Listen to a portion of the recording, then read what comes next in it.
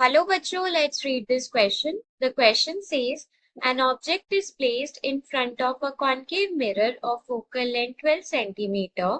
If distance of the object from the pole of the mirror is 8 centimeter, then use mirror formula to determine the position of the image formed. Draw a well-labeled diagram to justify your answer in this case. So यहाँ पर हमारे पास जो की concept use होगा वो है हमारे पास mirror formula. So key concept is mirror formula. So सबसे पहले जो जो डेटा हमको गिवन है हम उसको लिख लेते हैं. क्वेश्चन में गिवन है कि हमको एक कॉनकेव मिरर गिवन है. क्या गिवन है? Concave mirror.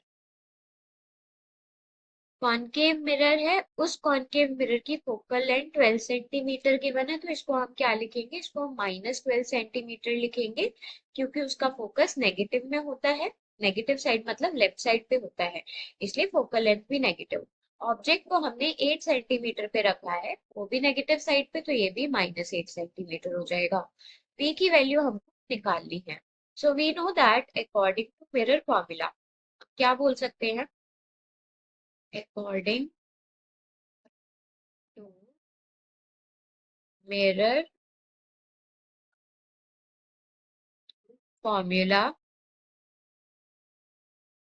1/v plus 1/u equals to 1/f होता है. v हमको निकालना है, u और f की वैल्यू हम डाल सकते हैं.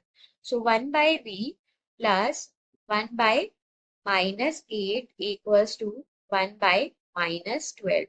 सो हमारे पास 1/v की वैल्यू क्या हो जाएगी? -1/12 प्लस 1/8. सो हम यहाँ पर क्या लेंगे? हम यहाँ पर लेंगे एलसीएम, जो कि आ जाएगा 24. सो ये हो जाएगा -2 + 3. सो v की वैल्यू हो जाएगी हमारे पास 24 सेंटीमीटर.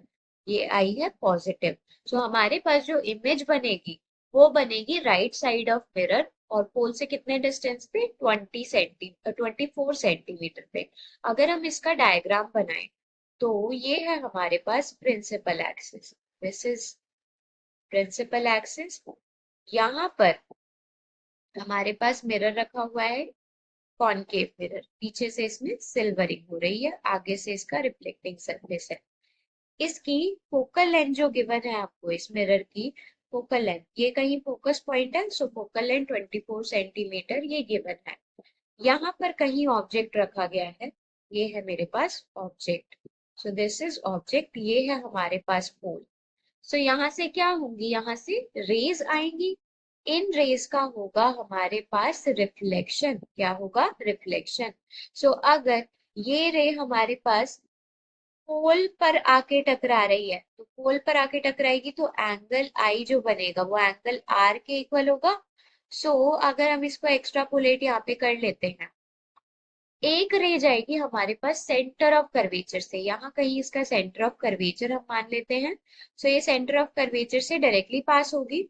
सो ये रे कुछ इस तरीके से यहाँ पे पास होगी. अगर हम इसको भी एक्स्ट्रापोलेट करते हैं तो यहाँ पर दोनों रेस आपस में ये इंटरसेक्ट करी, यहीं पे हमारे पास क्या बन जाएगी? इमेज बन जाएगी.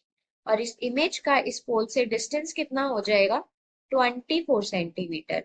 हमने ऑब्जेक्ट को फोकस और पोल के बीच में रखा है. सो इमेज जो है वो पोल और दूसरी साइड ऑफ मिरर पे बनेगी 24 सेंटीमीटर पे. सो यहाँ पर हमारे पास v की वैल्यू क्या आ गई? v की वैल्यू आ गई हमारे पास +24 centimetre. Hope you understood it well. Best of luck.